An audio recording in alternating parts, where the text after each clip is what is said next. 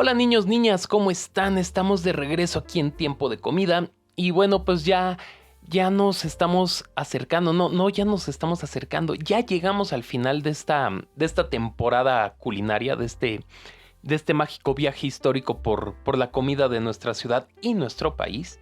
Y bueno, en el último capítulo no nos reservamos nada porque vamos a hablar de algo que realmente hay que abordar. Antes de cerrar este piloto, antes de ver si avanzamos con lo que sigue, tenemos que hablar de un tema importantísimo, uno que nos llena el alma, la panza.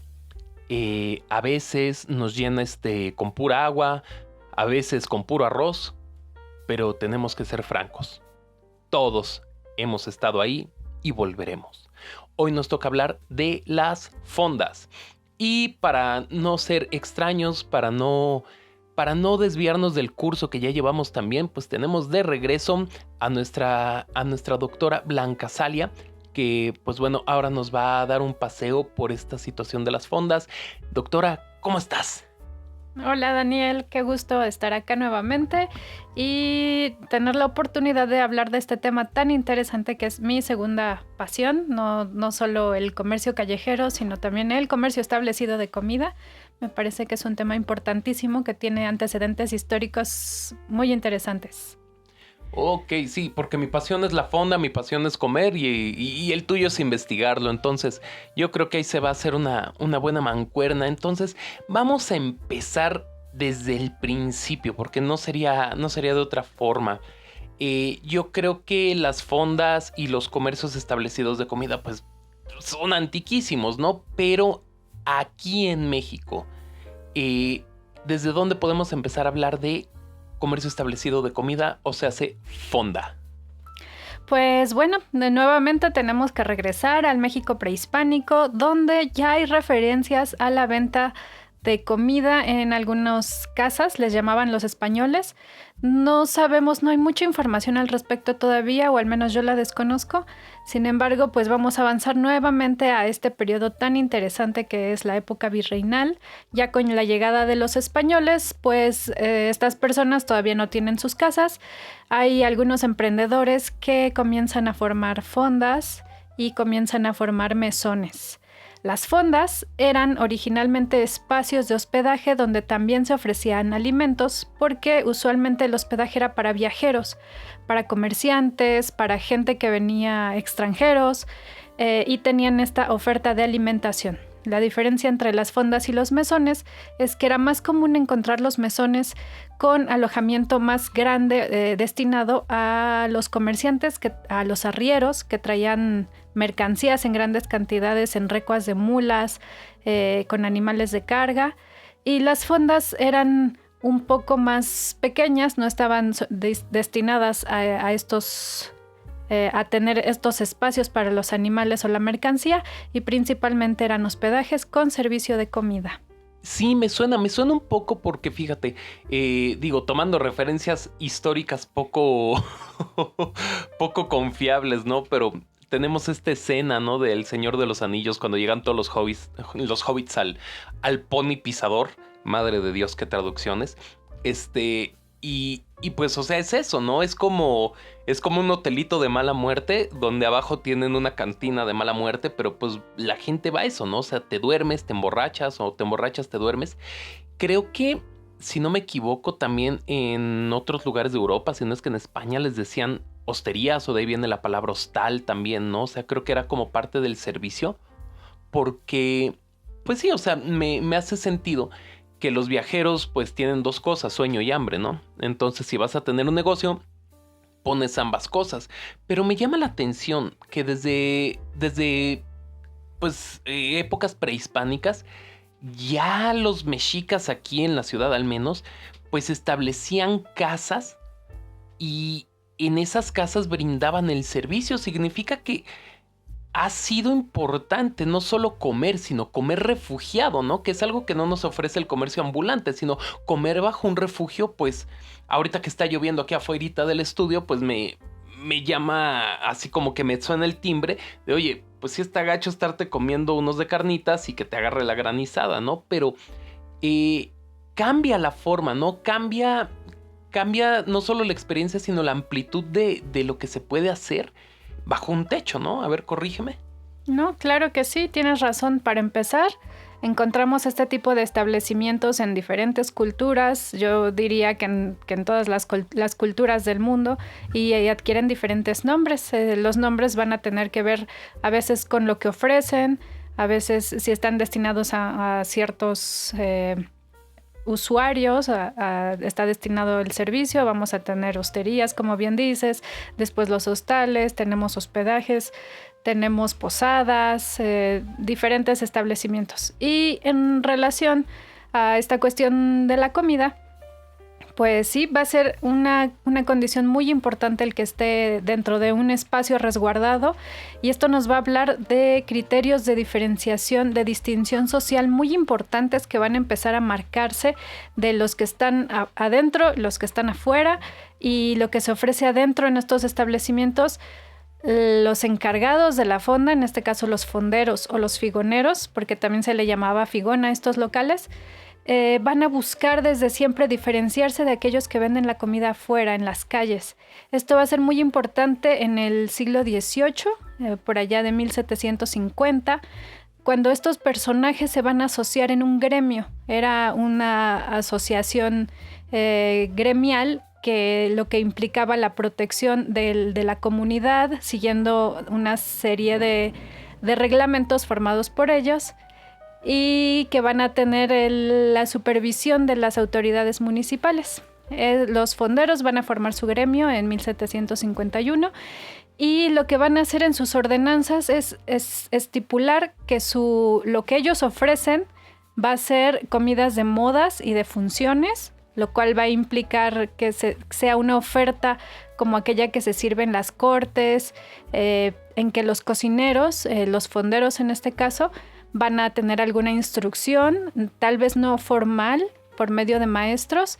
Se va a aprender con el uso de libros de cocina, porque los libros de cocina también son un tipo de educación que se ofrece desde épocas muy tempranas. Entonces estos personajes van a dejar muy claro que su oferta alimenticia va a ser muy diferente a la que se ofrece en las calles por mujeres, porque el oficio de fondero era desempeñado principal, pero no exclusivamente por hombres, pero la comida en las calles era ofrecida principalmente por mujeres. Entonces, para empezar, esta distinción de género, y posteriormente a la instrucción que se tiene para cocinar. Y un otro factor de distinción del que van a hablar los fonderos es del tipo de comida que se sirve. Los fonderos van a cocinar al estilo europeo principalmente, ya sean pucheros, ya sea pollo asado, ya sean ensaladas, sopas.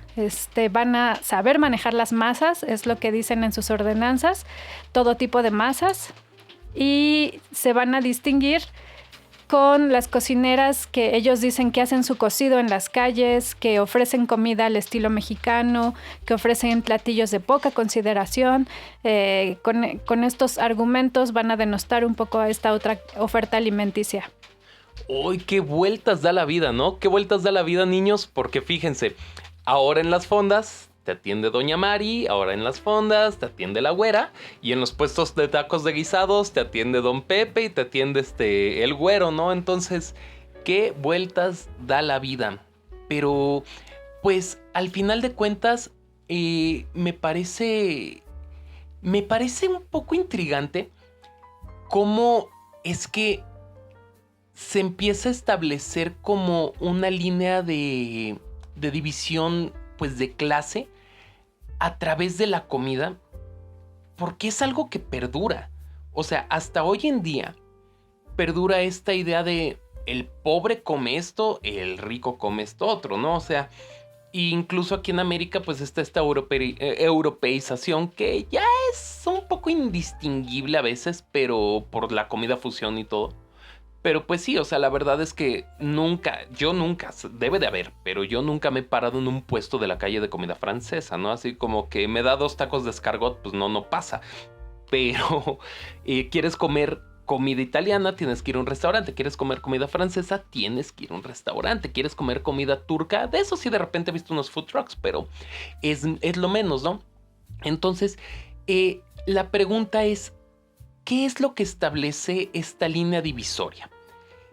¿El hecho de que el comercio esté establecido y esté regulado, o se regula porque se está vendiendo algo que se considera de mayor calidad como la comida europea? O sea, ¿será que el gobierno en aquellos entonces dijo, no, como esto es comida fina, tiene que estar regulado, o fue al revés? Al tener que estar regulado ofrecieron comida fina. Sé que es una pregunta complicada, pero es una pregunta más a tu consideración. ¿Tú qué crees que pasó primero en ese huevo y la gallina? ¿Qué movió la línea divisoria? Pues en este momento, con la organización del gremio de fonderos, es muy interesante que ellos son los que al agremiarse están exigiendo esta regulación para justificar la importancia de sus negocios. Entonces, después de ello, viene la elección de la comida europea. Entonces, es un poco en ese sentido cómo funciona. Después, la regulación se va a modificar porque ya vamos a tener criterios de salubridad de parte del gobierno. Pero lo que va a venir primero es un criterio fiscal. Ya para el siglo XIX, ya después de la independencia, las autoridades de gobierno, ya que no tienen recursos, como pasó prácticamente en todo nuestro siglo XIX, están pensando cargar con contribuciones a estos establecimientos, con impuestos directos les llamaban, y se va a cobrar pues directamente al comercio, sobre todo a los expendios de bebidas embriagantes, que muchas veces van a ser también expendios de comida. Por ejemplo, las fondas también vendían vinos y licores, y en algún momento también vendieron pulque. Lo mismo con los figones, incluso algunos puestos callejeros por mucho tiempo vendieron pulque, aunque después esto se va a regular y va a quedar prohibido. Sin embargo, por ahí va esta cuestión fiscal principalmente, y ya después se les va a empezar a controlar la salubridad de los alimentos. Oh, ok, bueno, entonces eso me deja un poco más claro, ¿no? A ver, pues me van a cobrar bien impuestos, pues vendo comida cara, porque pues hay que empezar a sacar, ¿no? Me imagino que, digo, tiene una cierta escalera lógica esto, y entonces me hace pensar también que mucho de la vara para introducir la comida europea en el resto del país, pues vino verticalmente por el tener esta distinción de lo que se hace en las fondas, ¿no? Por hacerlas un lugar de comida distinguido, pues asumo que empieza a llegar toda esta comida extranjera. Y digo, lo que más tenemos presente pues es la comida española. Pero algo que me llama la atención es que casi no, o sea, dentro de la ciudad al menos, no vemos una gran influencia culinaria francesa, o al menos yo no la entiendo así. Pero me parece que tendría que haber sido una de las más importantes, tanto por el tamaño del imperio francés en el siglo XVIII y XIX, como por la influencia francesa en México posterior, ¿no? A esta época virreinal. Entonces, la pregunta es, ¿por qué es tan predominante la comida española, incluso dentro de las fondas? Y no vemos a la par otro tipo de comidas, o no se extendió tanto otro tipo de gastronomías. Eso es algo muy interesante porque la influencia francesa va a crecer para la segunda mitad del siglo XIX. Esto es, primero, vamos a tener la llegada de expendios de licores y de cerveza montados para y por norteamericanos. Esto es después de la intervención norteamericana en México, y va a haber ya alimentos de estilo yankee, le llaman. Pero posteriormente, si sabemos, pues hubo también una experiencia imperial francesa en México en el imperio de Maximiliano, en donde también va a llegar no solo la oferta francesa alimenticia, sino el término restaurante o restaurant. Va a va a ampliar la oferta alimenticia, digamos, establecida. Los restaurantes van a ser una novedad en ese momento, van a ser mucho más distinguidos que las fondas. Las fondas ya van a empezar a buscar anunciarse en el periódico como con esta oferta exclusiva francesa también, dando comidas por tiempos, por costos específicos, por tiempos como la conocemos ahora, dando una entrada, un plato fuerte, el postre. También tienen esta exclusividad de tener espacios separados en el interior, gabinetes. Van a introducir el servicio de meseros, que va a ser también algo muy, muy importante, que los va a diferenciar de otro tipo de fondas que van a ofrecer comidas un poco más económicas, que van a empezar a ubicarse en los barrios de la ciudad, mientras aquellas más exclusivas se van a quedar en el centro. Y no solo se trata de la cuestión de distinción social, sino que también la cuestión fiscal fue generando este fenómeno interesante que hizo que el centro de la ciudad, lo que ahora es el área del Zócalo hacia la Alameda, estuviera llena de estos negocios europeos, principalmente fondas francesas, posteriormente hoteles con servicio de fonda francesas, con restaurantes, con cafés que también esta bebida llega en estos locales, se establece desde 1800 más o menos, un poquito antes, y también van a ofrecer comida, bueno, más bien refrigerios, ¿no? Entonces tenemos una diversificación de todos estos establecimientos que ofrecen alimentos y también la diversificación de lo que venden, el costo, la variedad.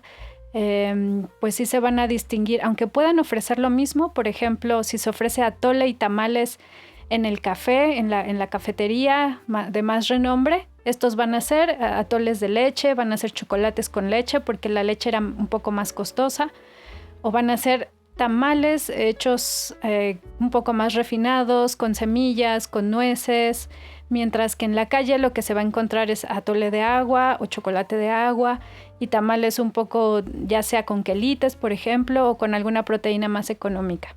Tamal con quelites, no, Dios me libre, no, no, no. Yo, entonces, orgullosamente puedo decir que como tamal francés. Oye, pero, entonces, estoy escuchando que realmente la herencia francesa y, pues sí, o sea, el legado francés dentro de estas estructuras de comercio no es tanto en la gastronomía misma, sino en el servicio. Y es que es algo que uno, o sea, empieza a tocar cuando hablamos del tema, pero en una conversación del día a día, pues nadie se sienta a preguntar, oye, güey, ¿por qué se llama restaurante? ¿No? O sea, ¿por qué hay meseros? ¿No? O sea, como que dábamos por sentado, bueno, yo en mi cabecita ignorante, pues me imaginaba, no sé, meseros mexicas, ¿no? O sea, me imaginaba los servicios de comida y gente llevando igual la comida. O sea, digo, un poco infantil mi idea tal vez, pero como que para mí tenía sentido que el servicio siempre hubiera sido, si no igual, similar, ¿no? La comida por tiempos, pues volteando a ver otras culturas, pues sirven todo al mismo tiempo, pero sirven varias cosas. Entonces no se me hacía como extraño que tal vez la comida por tiempos fuera algo como muy universal. Pero ahora que lo pienso y en los protocolos de comida, pues sí, o sea, cambia mucho. No me imaginé que todo esto hubiera llegado ¿cómo se dice? Tan de la mano con el Imperio francés, porque yo ubicaría o lo primero que pensaría es que lo que traen es la comida, más porque en conversaciones que hemos tenido ya fuera del estudio, pues hemos hablado de la panadería francesa, de la influencia que tienen los franceses dentro de la pastelería y todo esto, ¿no? La repostería, que pues eso sí es notoriamente francés, pero jamás me hubiera imaginado que el servicio era lo más francés, ¿no? Entonces me sorprende y me hace preguntarme, ¿qué cosas aportaron entonces otros países, otras culturas con las que no solo tuvimos roces, sino que tuvimos realmente, por ejemplo, la intervención americana y nuestra cercanía con Estados Unidos, los ingleses, no sé qué influencia pudieron tener, o sea, ¿qué otras culturas han ido modificando, permeando esta estructura de comercio del restaurante? O sea, que sea notorio, porque digo, hay de todo, pero ¿cuál sería otra cultura que notoriamente nos ha influido? Ya tenemos la francesa, la española, ¿cuál es la que sigue? Bueno, como bien has retomado, la norteamericana fue importante. Con la llegada de los yanquis, pues también se aprecia la formación o la aparición de cantinas, por ejemplo, y también este gusto por la cerveza también viene por influencia norteamericana. Y también en los platillos, es algo muy curioso, a pesar de que en el Porfiriato especialmente va a ser muy popular todos estos establecimientos que empleen a chefs venidos principalmente de Francia o de Europa, también se va a notar una especie de combinación de la oferta alimenticia. También en estos restaurantes de moda o en las fondas al estilo europeo, también se van a contratar cocineros mexicanos en donde con el afán de satisfacer el gusto de toda la población, se va a anunciar en la prensa que se sirve tanto a la europea como a la mexicana. Y esto va a ser muy interesante también en los menús. Si podemos verlos, ya no solo se trata de platillos europeos o franceses, sino que también va a aparecer el beefsteak, que después nosotros lo vamos a conocer como bistec, que es una forma de preparar la carne. Bueno, es un corte y usualmente se sirve asado. Entonces el beefsteak con papas va a ser algo muy común en los menús, y también ya vamos a tener diferentes preparaciones al estilo francés y también mexicanas. Vamos a tener enchiladas en algunos restaurantes. Incluso hay registros de los primeros restaurantes mexicanos en algunas ciudades norteamericanas que también van a tener un menú muy distinguido de platillos de influencia popular mexicana, que no sabemos de cierto cómo los preparaban, pero que van a tener protagonismo en estos menús en el extranjero. Y va a ser todo esto en el periodo del Porfiriato. Oye, qué grueso, porque uno echa la cabeza atrás y no sé, te pones a fantasear que en la antigua Tenochtitlan pues te comías unos chilaquiles, ¿no? Y que en pleno virreinato pues ya te podías comer un pambazo. O sea, como que cuesta tener estas pláticas, o sea, hay que tener estas conversaciones para acomodar bien las ideas y darnos cuenta que la verdad es que de la comida prehispánica no nos queda prácticamente nada.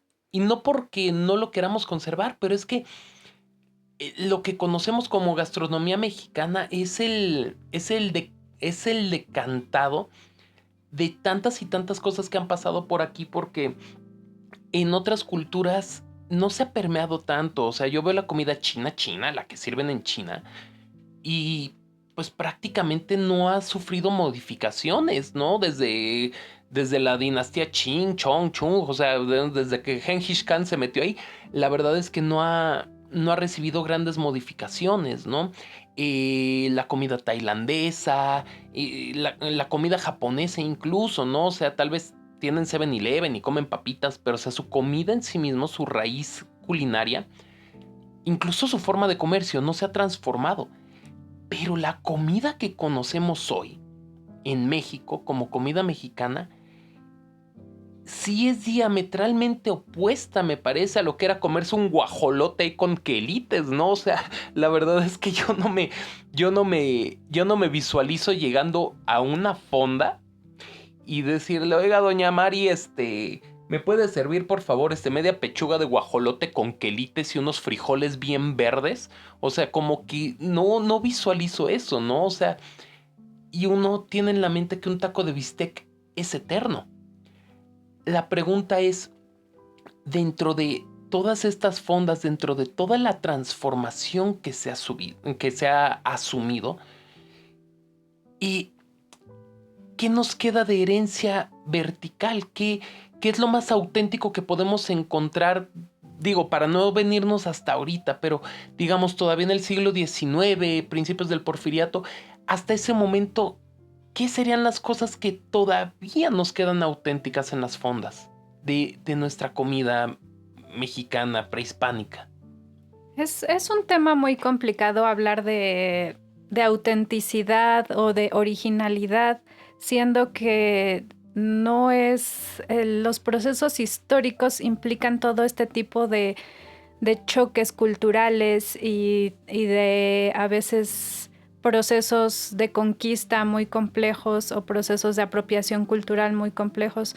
Entonces es muy difícil hablar de algo auténtico en ese sentido, porque pues finalmente la cultura prehispánica desapareció cuando después de la conquista.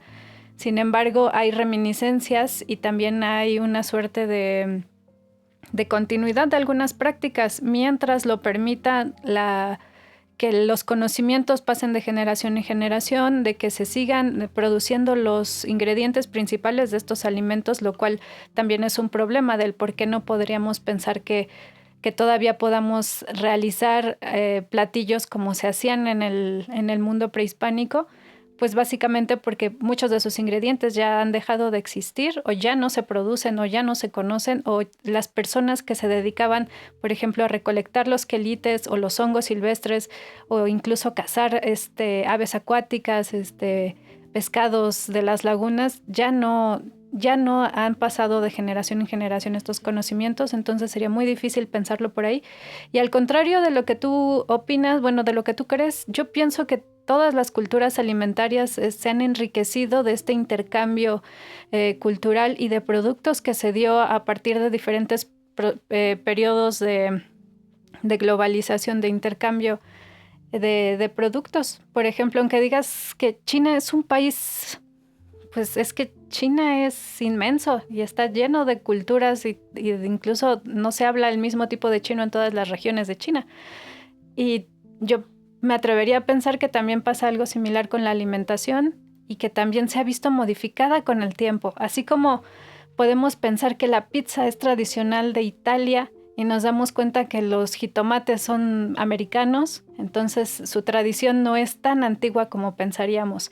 Y eso no le resta valor, porque no implica que desde el principio de los tiempos lo que se preparaba es lo único que va a ser auténtico, ¿no? Finalmente, la cocina es una construcción social y cultural que se va a dar a partir de estos intercambios con otras culturas, que es algo muy importante y es algo que también ha distinguido mucho a la cocina mexicana, la forma en que ha sabido aprovechar estos contactos y estas relaciones, a veces desiguales, pero muy importantes.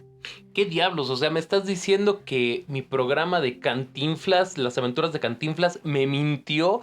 Porque, a ver, yo tenía en la cabeza que, que Marco Polo fue a China, se trajo la pasta de allá y después en Italia le pusieron tomate. O sea, si a mí me preguntas, y esa era mi concepción de la comida italiana, ¿no? Yo los hacía con tomates de toda la vida, ¿no? O sea, digo, son cosas en las que no reparo, porque evidentemente no vivo en Italia, pero me duele pensar que Cantinflitas me mintió. Porque, digo, son los medios donde uno aprende historia, ¿no? Y la verdad es que no puse mucha atención en la secundaria, pero sí a Cantinflitas. Pero entonces, bueno, te voy a meter en aprietos ya para la siguiente temporada. Ya nada más que pase este piloto, vamos a despegarte de México y vamos a ponerte en aprietos. Vamos a empezar a hablar de comida alrededor del mundo. Pero, de mientras, quedándonos por aquí. Entonces, entre todo este choque cultural, entre toda este buen aprovechamiento de la gastronomía, hace ratito pasamos por alto un tema. Bueno, no lo pasamos por alto, lo tocaste y yo lo pasé por alto porque me emocionan otras cosas, pero creo que es importante hablar de esto. Salubridad. Eh, me parece interesante cómo el tema de la comida, pues siempre fue o sea, el tema de la salud en la comida siempre fue una preocupación a nivel, pues, estado, ¿no? Y digo, uno se imagina al estado primitivo, digamos, como pues una entidad que le importaba un carajo si te mueres comiendo en la calle o no, ¿no? Pues se te mueren 7 hijos, pues que te mueras tú, ¿qué más da, no? Pero cuéntame, ¿desde cuándo empieza realmente a haber una regulación efectiva de salubridad dentro de los comercios establecidos? Porque me queda claro que la calle es un tema aparte, pero en los comercios establecidos, ¿cuándo empieza y realmente qué impacto tiene esto en que el comercio pues adquiere un estatus diferente. O sea, ¿cuál es su impacto real? ¿A la gente sí le importa no morirse en unos tacos o es nada más nuestra imaginación? Esa es una pregunta muy interesante y nuevamente nos lleva a las ordenanzas de fonderos, en donde establecen estos personajes, los fonderos, que van a distinguirse del comercio en las calles porque ellos van a cocinar sus alimentos bien condimentados para evitar el desarrollo de cualquier afección. En este sentido, no se tenía una noción clara sobre salud, sin embargo, sí se sabía que el condimentar bien los alimentos era importante para que no hicieran daño a las personas. Y a lo largo del siglo XIX se van a ir desarrollando diferentes mecanismos para tratar de ver que todos estos alimentos estén bien condimentados.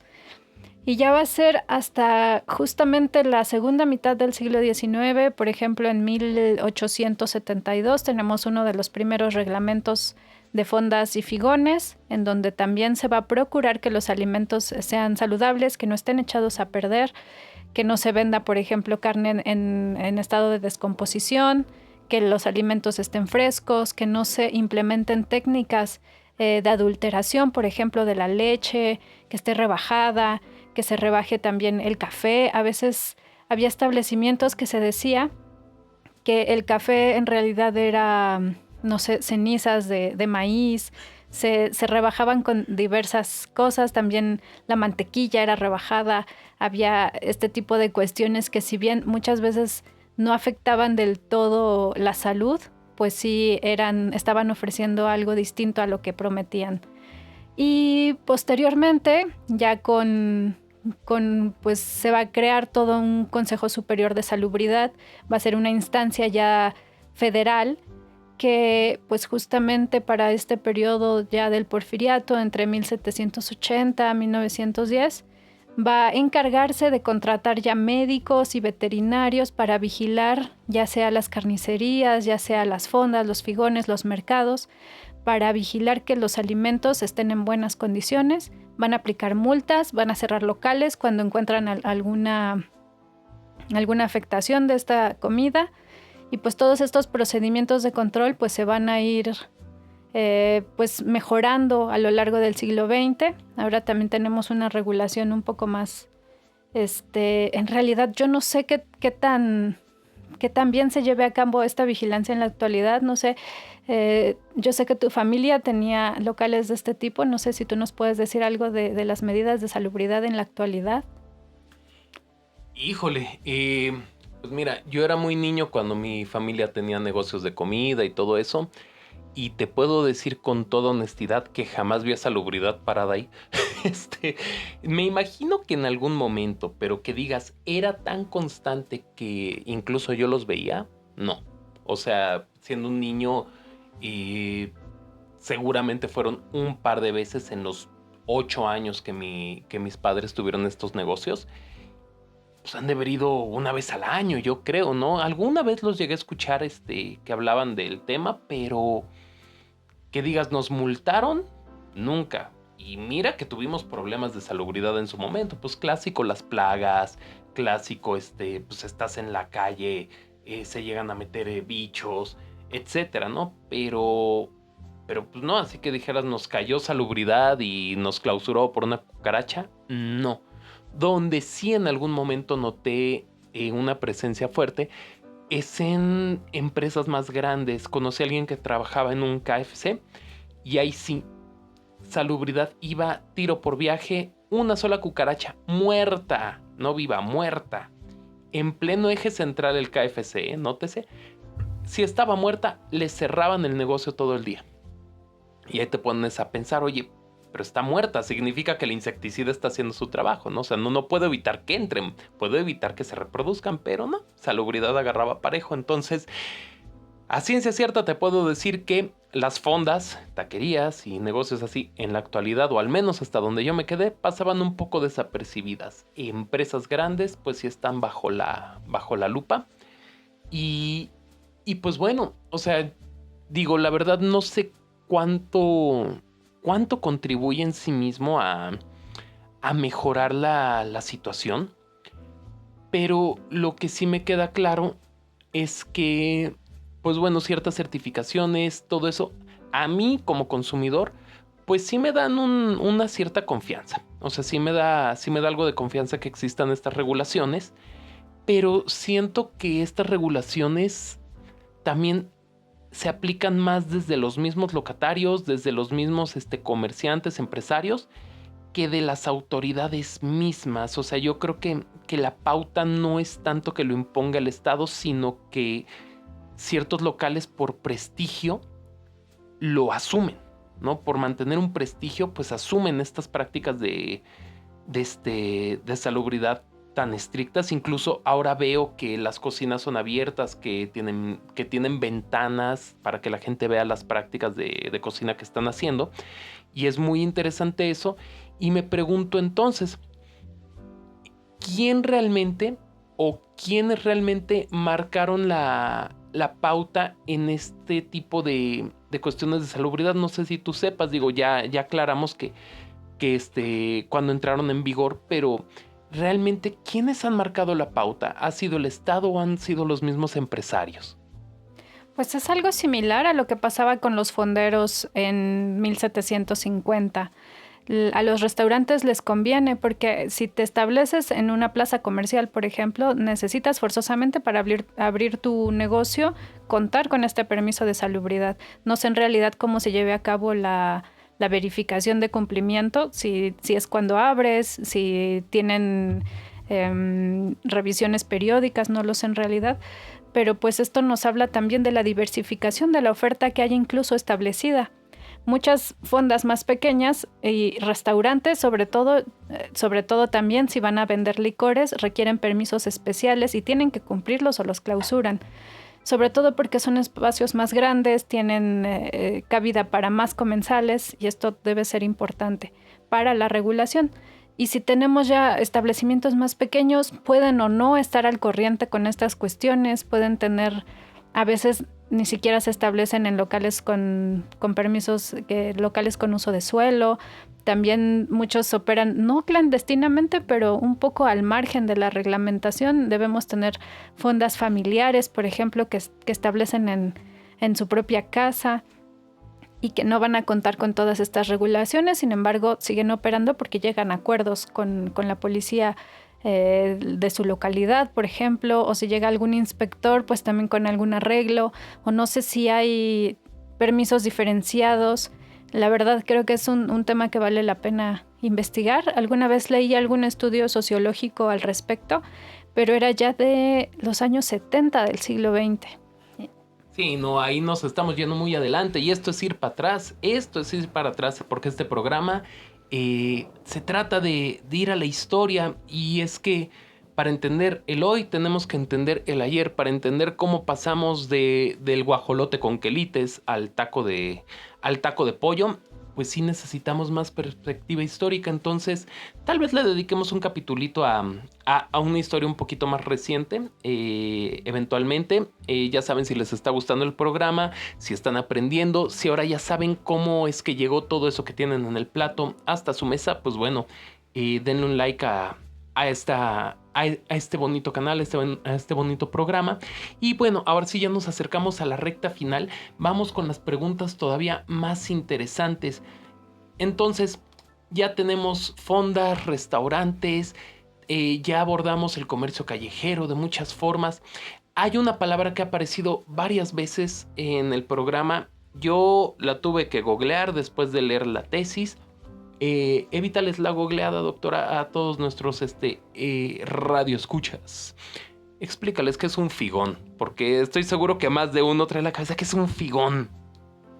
Pues básicamente era lo mismo que una fonda, solo que lo que no he logrado averiguar es que si en realidad también los figones contaban con servicio de hospedaje o en este caso si eran los primeros establecimientos que solo ofrecían alimentos. Como mencionaba, las ordenanzas de fonderos y el gremio de fonderos incluía fonderos y figoneros y hacían distinción de los bodegoneros, que los bodegones a mi parecer eran establecimientos más pequeños o menos controlados y de menos prestigio, que podían ser en locales establecidos en accesorios o podían ser también en puestos o jacales de madera. Sin embargo, pues todas estas clasificaciones han sido un poco difíciles de rastrear. Finalmente, el Figón es un establecimiento donde se ofrece comida con cierta calidad, lo que serían las fondas que conocemos en la actualidad. Ya mientras las fondas que surgieron de este prestigio después se fueron relacionando más con el restaurante en la actualidad, el Figón dejó de aparecer en las fuentes documentales, sobre todo en la prensa.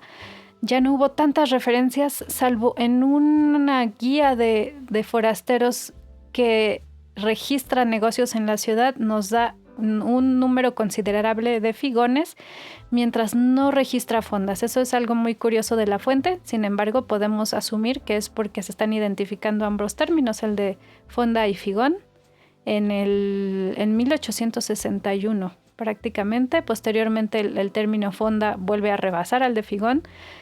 Hablar también de la historia de la lengua, de las palabras, de cómo van cambiando, y también es algo muy importante de la historia, ver cómo todas las palabras tienen su historia y su importancia en cada periodo de tiempo. Ahora no sé, me parece que el término fonda también en la actualidad ha sido sustituido por cocina económica, que es algo también muy propio del siglo XX y que básicamente son estos negocios familiares que tienen algunos empleados, pero que en esencia los lleva una familia, en donde a veces llega a haber meseros, pero también estos están involucrados en la preparación de alimentos, en lavar los trastes. Yo, si te soy honesta, alguna vez trabajé en una fonda como mesera, pero era la fonda de mi tía. Y pues sí notaba que la clase de gente que va pues son trabajadores de la zona, que a su hora de comida pues no, a veces a algunos no se les facilita llevar su comida en su topercito y pues buscan una cocina económica o fonda, o los términos son intercambiables al parecer. Sí, yo no había puesto atención en eso. Digo, yo daba por sentado, pues, cocina económica, Esperancita, pues para mí es una fonda, ¿no? Porque yo crecí pensando y entendiendo que una fonda es un local donde te sirven comida corrida, ¿no? Que esa es otra pregunta interesante. Como este es el último capítulo, me voy a alargar. Así que, doctor, agárrate al cinturón. ¿En qué momento empieza el término comida corrida? Qué bueno que lo saqué a tema porque, digo, me queda claro que esto empieza cuando, bueno, o sea, lo de la comida en tiempos, ya nos contaste que llega con la influencia del restaurante, pero realmente aquí cuando empezamos a ver los primeros esbozos de llamarle comida corrida a lo que tendría que ser una comida normal. O sea, ¿cuándo empieza esta diferenciación ya coloquial? Francamente no lo sé, pero me da la impresión, el término me hace pensar un poco en la rapidez con que te sirven, porque llegas y prácticamente eliges las opciones que tienes en el menú. Usualmente tenemos alguna sopa, un consomé como primer tiempo, de segundo tenemos alguna ensalada o arroz, puede llevar huevo. Después tenemos ya el plato fuerte, a veces también podemos pedir guarnición extra, luego viene el postre. Nos agregan a veces el agua y las tortillas, y todo esto desde que llegamos y nos piden la orden prácticamente ya saben qué queremos. No sé si se trata de esto de que en el mundo moderno se han ido recortando estos tiempos para la comida en los trabajos, y no sé si por eso este servicio de alimentación se ha adaptado y por eso se llama corrida, por la rapidez, que me imagino que puede ir más por ahí que por la cuestión de los tiempos, porque los tiempos pues son una cosa que se comparte con los restaurantes, en donde uno va usualmente no a comer rápido en la hora de comida, sino usualmente uno va ahí a convivir. Es un ritual un poco más complejo el del restaurante. A veces uno va en un evento especial, o algunos sí lo usan como para comer cotidianamente. Sin embargo, ahí uno pensaría que se toman más el tiempo, sobre todo si tienen el prestigio de tener un chef que prepara las cosas al momento y no son ya cazuelones listos para servir, ¿no? Como pensaríamos que es en la fonda, se hacen varios guisados y ya están listos para servir. Ok, comida corrida, tiene todo el sentido del mundo. Digo, ya lo de rápido, pues ya quedó en el pasado. ¿Quién no ha esperado más de 20 minutos una milanesa toda tiesa ahí en el mercado? ¿Quién? Pues no me hablen de sufrimiento si no han comido en melamina. Pero bueno, ya para cerrar, para terminar, me queda claro que comer obviamente es una necesidad, pero la experiencia cambia y se modifica totalmente de acuerdo a cómo comemos, qué comemos y dónde comemos. Y es evidente para todos hoy día cuál es la diferencia entre comer en la calle y comer en un restaurante y demás. Pero esta pregunta no es tan histórica. Sin embargo, creo que la perspectiva de una historiadora nos puede echar un poco de luz a comprender el fenómeno. Ahora, y creo que es exclusivo de nuestra época, hay lugares donde comer en la calle se está volviendo un lujo y lo hemos vuelto también una experiencia. Y no vamos a hablar de ridiculeces como los tacos estos del Califa que les dieron una estrella Michelin y son viles tacos de bistec, no. Pero hablemos de lugares, de puestos en la calle, donde también se ha empezado a permear esta experiencia del comercio establecido hacia la calle. Y el comercio establecido, como bien lo dices, empezó a volverse primero en las fondas, pues una forma de comercio distinto que cubría una necesidad. El restaurante se volvió un lujo. Pero sinceramente, he ido a fondas, que son tan caras como un restaurante y te venden esta experiencia de la fonda, de la comida corrida con la señora con el mantel. Y no te creas que la comida es wow. O sea, es comida de fonda. Simplemente te venden esta experiencia. Y he ido a puestos de la calle que son tan caros como un restaurante. He ido a food trucks que son tan caros como un restaurante. Pero te están vendiendo esta experiencia. La pregunta es, ¿tú crees que después de tantos años de comercio establecido, comercio ambulante, comercio en general de comida, y esto es para cerrar en sí el programa, para cerrar esta primera temporada, ¿tú crees que ya llegamos a un punto donde ya comer en la calle está empezando a dejar de ser solamente como un recurso, está empezando a perder su estatus social? ¿Y crees, basado en todo lo que hemos visto, que se va a empezar a proyectar la experiencia de comer como algo homogéneo, donde ya comer en la calle no es algo menos que en una fonda o que en un restaurante, sino que es simplemente diferente? ¿Tú crees que estamos avanzando hacia ese lugar? Pues no sé si comer en la calle se sigue asociando totalmente con algo menos o más bien económico. Como dices, ya hay una oferta callejera que ha encarecido dependiendo de lo que se vende, porque si metes productos de mejor calidad, pues tus costos aumentan. Yo he visto, por ejemplo, puestos de comida vegana que son bastante económicos, bastante buenos. A mí me parece que el fenómeno entonces es un poco contrario al que describes. Yo creo que mediante este recurso de ocupar un puesto y no un local, lo cual es más económico para el dueño del negocio, ha permitido, por ejemplo, hacer un poco más económica una oferta gourmet en la calle. Y no sé, a mí me parece más bien que lo importante es la diversificación. Así como lo vimos desde el periodo virreinal, en la actualidad tenemos una variedad de oferta alimenticia muy importante, económicas, más costosas, de mejor calidad, de menor calidad, y esto no necesariamente implica estar en la calle o en un local establecido. Aunque se piense que todos los locales establecidos son forzosamente tienen una mejor calidad, no siempre es así. Es más fácil que tengan acceso al agua corriente, por ejemplo, y a los servicios que facilitan la limpieza de los alimentos. Sin embargo, en la calle también se las arreglan para mantener estos criterios de salubridad. Pues yo diría que más bien lo importante es que es un servicio que cubre necesidades muy variadas de una población muy variada y con distintos recursos, no solo económicos, sino de tiempo. En ese sentido, las cocinas económicas, la comida corrida y los puestos de calle en teoría son más rápidos, pero también tenemos estos negocios de comida rápida establecidos como negocios de hamburguesas, de pollo frito, que en realidad están muy rápido. Entonces, y no necesariamente son más saludables por estar en negocios establecidos que cumplen criterios de salubridad, ¿no? Entonces, en todo caso, un tlacoyo con nopales es un poco más saludable que una hamburguesa, ¿no? Entonces, yo creo que la riqueza de la diversidad de las ofertas, pues sí tiene que ver con que se trata de opciones laborales también aprovechadas por una variedad de gente. Y se trata de eso, de cubrir necesidades y de adaptarse a lo que necesitan los demás y a lo que uno necesita como comerciante. Vaya, pues importantísimo.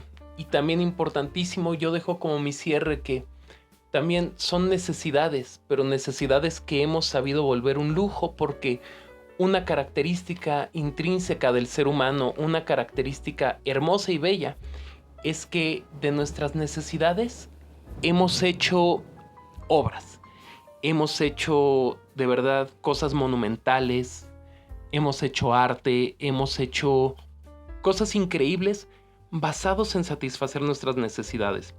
Y creo que lo que culturalmente hemos construido, no solo en México, en el mundo, pero aquí en este programa estamos hablando de México, lo que hemos construido alrededor de esta necesidad tan básica como es comer, es increíble. No solo por su diversidad, sino por el empuje económico, que es algo que no tocamos tan a fondo porque la duración del programa no nos lo permite, pero lo que empuja a nivel social, lo que aporta a nivel intelectual la comida, porque alrededor de la comida se han escrito ríos de tinta.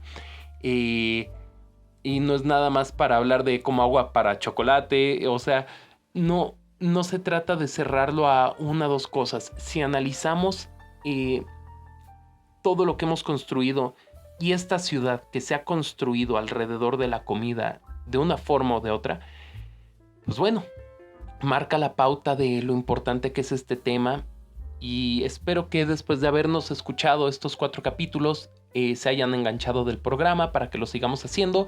Espero contar con sus likes, espero contar con sus comentarios. Dejen todo lo que piensan en la cajita de comentarios, que lo vamos a leer. Sobre todo ahorita que no somos famosísimos, pero ya que nos hagamos bien famosos, ahí van a estar, ¡ay, contéstame! Entonces, de una vez dejen sus comentarios, aprovechen, porque creo que es increíble saber todo lo que hemos logrado a través de comer y organizarnos para ese fin, ¿no? Y todo lo que deviene de eso. Entonces, pues niños, niñas, los dejo. Ha sido un viaje muy interesante. Yo ahorita me voy a llevar a la doctora a cenar, porque ahora toca, ya cerraron las fondas, ya es tardecito, son casi las 7 de la noche, pero toca llevármela a un restaurante porque vamos a celebrar que terminamos este programa. Y pues nada, los dejamos. Doctora, ¿algo más para cerrar, ya que nos vamos? Pues muchas gracias, Daniel, por ayudarme a realizar este proyecto tan interesante que esperamos poder continuar, sobre todo si vemos como que a alguien le llama la atención. No pretendo aquí que se agoten los temas, sin embargo, pues es más o menos un panorama general de lo que yo he trabajado y espero que sea de interés para la gente y que podamos seguir desarrollando estos temas tan interesantes sobre la alimentación. Pues muchas gracias por acompañarnos hasta acá y pues nada, mucho gusto. Diviértanse, niños, coman mucho. Esto fue Tiempo de Comida y ahí se ven. Buen provecho.